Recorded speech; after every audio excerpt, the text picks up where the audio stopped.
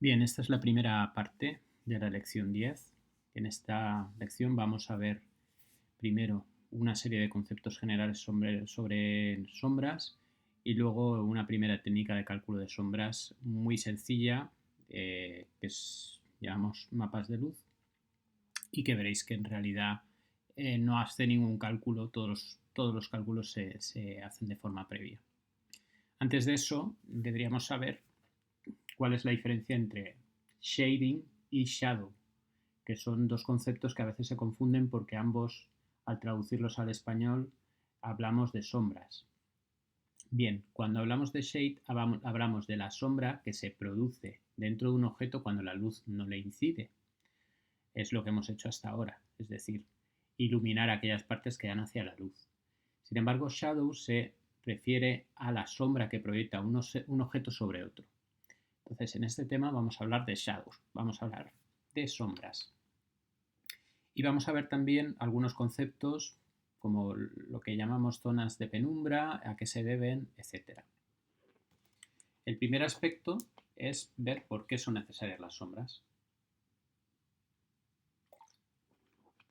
Las sombras ayudan a establecer la relación espacial entre los objetos, es decir, muchas veces cuando vemos una escena, puesto que la estamos viendo en plano, necesitamos elementos que nos digan eh, cómo es esa escena en realidad. Uno de ellos, por ejemplo, es la perspectiva. Sabemos que los objetos que están al fondo pues, son más pequeños. Pero otro elemento fundamental que nos permite entender cómo es la escena son las sombras. Fijaos en estos 5 ejemplos que tenemos aquí, en el que tenemos un objeto muy sencillo y alguna sombra en algún caso. En el primer caso no hay ninguna sombra. Entonces esto en una escena yo no sé qué relación hay entre el objeto y el plano que de fondo. Sin embargo, en el siguiente caso sí que tenemos una sombra, pero esta sombra está despegada del objeto. Lo que nos está diciendo es que el objeto está situado sobre el plano, pero no está pegado al plano. Cosa que sí ocurriría en el tercer caso. Aquí tenemos el objeto pegado al plano. En el siguiente tenemos el objeto también pegado al plano, pero además tenemos dos fuentes de luz porque se establecen dos sombras. Y en el último caso también tenemos un objeto pegado al plano, pero en este caso la iluminación no es un foco de luz dirigido como ocurriría aquí, sino que sería un foco, una luz más ambiental. Entonces, si os dais cuenta, la forma, la posición que tiene la sombra es muy significativa a la hora de entender cómo es la escena. Bien, ¿qué problemas principales tenemos a la hora de generar sombras? ¿Qué aspectos tenemos que tener en cuenta? Lo primero es qué forma tiene esa sombra. La forma va a depender, lógicamente, del objeto que genera la sombra y también de dónde esté la luz y del objeto que recibe la sombra. El otro aspecto es la intensidad de la luz en la sombra, es decir, en la zona sombreada hay luz, no hay luz, hasta qué punto la hay. Vamos a empezar viendo una serie de conceptos para que entendamos bien todo este tema de las sombras. Vamos a definir como oclusor al elemento que produce la sombra, mientras que llamaremos receptor al elemento sobre el que se proyecta la sombra. La sombra es la zona del receptor que no es iluminada directamente por la luz. Dentro de esa zona de sombra vamos a distinguir dos zonas normalmente. Pueden aparecer las dos o solamente una. Una sería la zona que llamamos de umbra, que es la zona a la que no llega ninguna luz, ni directa ni indirectamente, y la zona de penumbra, que es zona donde no llega luz directa pero sí indirecta. En la mayoría de los casos las sombras suelen ser zonas de penumbra, aunque hay algunos casos en una escena con una única luz en la que tenemos poca iluminación en la que podemos considerar que todo es zona de umbra. Aquí vamos a ver el caso, el ejemplo. Aquí tenemos una fuente de luz, aquí a la izquierda, en el centro tenemos un oclusor y en el fondo tenemos un plano donde se proyectan las sombras. Entonces vemos una zona central donde no llega ninguna luz, esa zona sería la zona de umbra, mientras que tenemos una zona alrededor en la que no llega la luz directa porque el objeto la tapa, pero sí llega la luz indirecta por reflexiones de otros objetos, con lo cual ahí tenemos una sombra pero no tan marcada. ¿Qué factores afectan a las sombras? Pues primero el carácter de la luz, es decir, si las luces son puntuales o son distribuidas, y luego las posibles reflexiones múltiples, es decir, luz que no llega directamente a un objeto, pero llega indirectamente por eh, reflexión de otros objetos. Entonces, estas características hacen que las zonas de umbra y penumbra pues tengan diferentes tamaños, diferentes formas. Por ejemplo, aquí tenemos un objeto que es muy grande, una fuente de luz muy grande con respecto al objeto, entonces va a haber una zona central donde sí que hay sombra, pero otra zona donde hay penumbra, porque llega una parte de la luz. O por ejemplo, en este caso, vamos a tener zonas que no están directamente iluminadas, pero vamos a tener reflexiones múltiples debido, por ejemplo, a que en esta pared pues la luz rebotará y llegará al final al objeto por la parte de atrás y por consiguiente también a la sombra.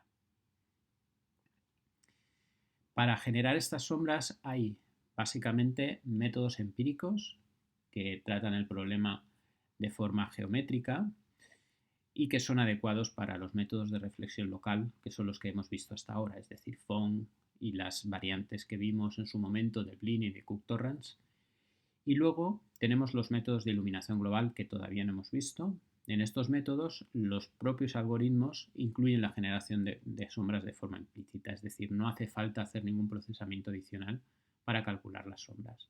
Es el caso, por ejemplo, de los algoritmos de trazado de rayos o de radiosidad, que veremos en los últimos temas del curso. En este tema nos vamos a centrar en los métodos empíricos y en concreto vamos a ver 4 métodos.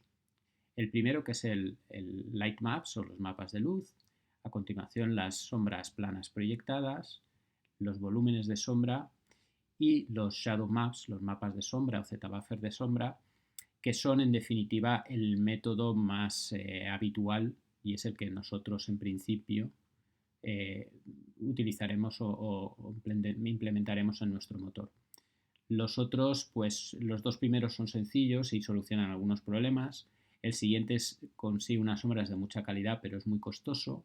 Y el último, pues llega a un compromiso entre una calidad suficiente y un coste moderado. Vamos a empezar por los mapas de luz en esta parte del tema y luego iremos avanzando en los demás temas. Bien, los mapas de luz en realidad no estamos, cuando aplicamos un mapa de luz no estamos calculando sombras. Lo que hacemos es utilizar el programa de modelado en el que modelamos nuestra escena para precalcular las luces y las sombras, de tal manera que luego podemos combinarlas y generar un efecto de sombra, aunque realmente no estamos generando sombra. Por ejemplo, supongamos que tenemos esta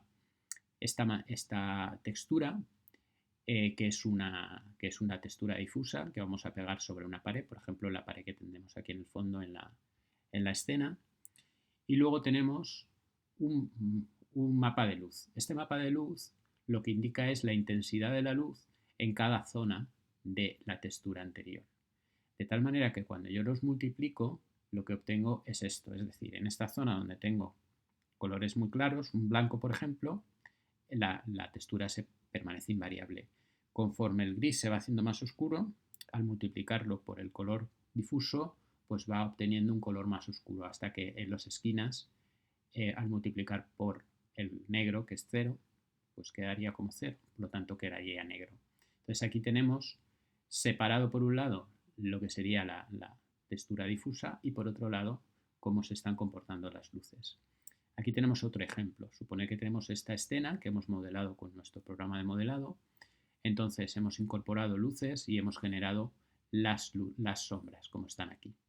Entonces yo puedo exportar la escena con las texturas difusas correspondientes. Por ejemplo, aquí estaría el ladrillo, aquí estaría una zona en color ocre. Y multiplicar esas texturas por las texturas correspondientes a los mapas de luz y generar esas sombras. En definitiva, lo que estoy haciendo es simularlo, es pegar las sombras sobre la textura y después juntar las dos texturas y pegarlas sobre el objeto. No estoy generando sombras, solamente estoy valiéndome de un preproceso para simular que existe esa sombra. ¿Qué ventajas tiene utilizar mapas de luz? Pues lo primero es que como hago un precálculo con un programa de modelado, pues puedo tener toda la calidad que yo quiera y los resultados muy realistas, utilizar técnicas de render sofisticadas como Radiosity, Ray Tracing o lo que sea y generar, desde luego, sombras perfectas, no solo sombras, sino efectos visuales muy buenos. Además, esto luego no son más que texturas, por lo tanto, pegar las texturas, usar estos mapas eh, una vez precalculados para pegarlos sobre la imagen, pues no tiene ningún coste más que pagar cualquier otra textura. Luego es muy eficiente. Y luego además, esta idea de los mapas de luz se puede extender a otras cosas y utilizar mapas para otros aspectos. Pues en un mapa tener, como hemos hecho hasta ahora, la reflexión difusa, en otro la reflexión especular, pero tener, por ejemplo, en otro mapa los mapas de luz con esas sombras, tener mapas de normales para poder hacer texturas en 3 dimensiones, etcétera. Es decir, que tenemos muchas maneras de pasar información en mapas que luego repercutan en la calidad de la imagen. Esto se haría en un shader un poco más avanzado que los que hemos visto y tenéis varios, varios ejemplos de este tipo de shaders en el libro de GLSL que tenéis disponible. Evidentemente hay inconvenientes, porque si todo fuera perfecto lo haríamos así, y el principal, como os podéis imaginar, es que como lo estamos precalculando, no podemos hacer cálculos o no podemos calcular sombras de esta manera en tiempo real. Esto hace que realmente estas sombras no sean útiles más que para representar escenas estáticas en las que no hay un cambio en la iluminación, ni en los objetos, ni en la posición de los objetos, ni en la iluminación. Es decir, cuando yo ilumino la escena y calculo las sombras, a partir de ahí siempre se va a dibujar igual. Y si cambio la luz de sitio, pues no podré cambiar las sombras de sitio. Lo que pasa es que esto normalmente no invalida el método, porque muchas veces lo utilizamos como pues haciendo una mezcla, es decir, lo que hago es los objetos que sean estáticos los puedo precalcular esas sombras y luego lo que hago es a calcular las sombras de los objetos dinámicos, los que se están moviendo y sumarlas a esas sombras. Entonces, por un lado, tengo por decirlo de alguna manera, si yo tengo una escena donde tengo, por ejemplo, paredes y elementos estáticos, ahí precalculo las sombras sin ningún problema y después los personajes, los elementos que se están moviendo dentro de la escena, pues generan sus propias sombras con otro método y se suman a las que ya tenemos. Aquí tenéis un ejemplo de este tema, de cómo hacer estos mapas de luz. Entonces tenéis, por ejemplo, la escena en formato alámbrico. Aquí simplemente está cómo serían los modelos. Y este sería la primera aproximación. Aquí simplemente hemos hecho una iluminación con materiales. Y en la siguiente hemos hecho esa misma iluminación, pero con texturas. Este es el shader básico que vimos al final del tema de shaders. Es decir, esta sería la escena que yo obtendría si aplico el shader que vimos en el tema 8, al final del tema 8. Aquí se ve que no hay sombras. Este madero que está apoyado sobre la pared no genera ninguna sombra. Aquí tendríamos el mapa de luces. Aquí sería, esto se calcularía con un programa de modelado, es decir, calculamos, por ejemplo, el barril está formando una sombra sobre esta superficie, sobre el suelo, o aquí las maderas que están apoyadas van generando sombras en el resto de la escena. Cuando a este elemento le sumamos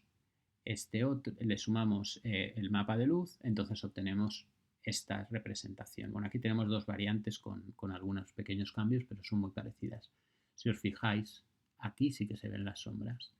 Estas sombras en realidad no están generadas en el momento, simplemente la textura, por ejemplo, de la pared del fondo, esta textura ya tiene incorporada la sombra, entonces el efecto es de sombra, pero realmente no se está calculando.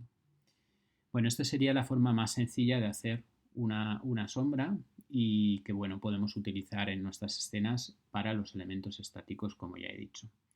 En las siguientes partes del tema vamos a ver otros métodos diferentes de cálculo de sombras.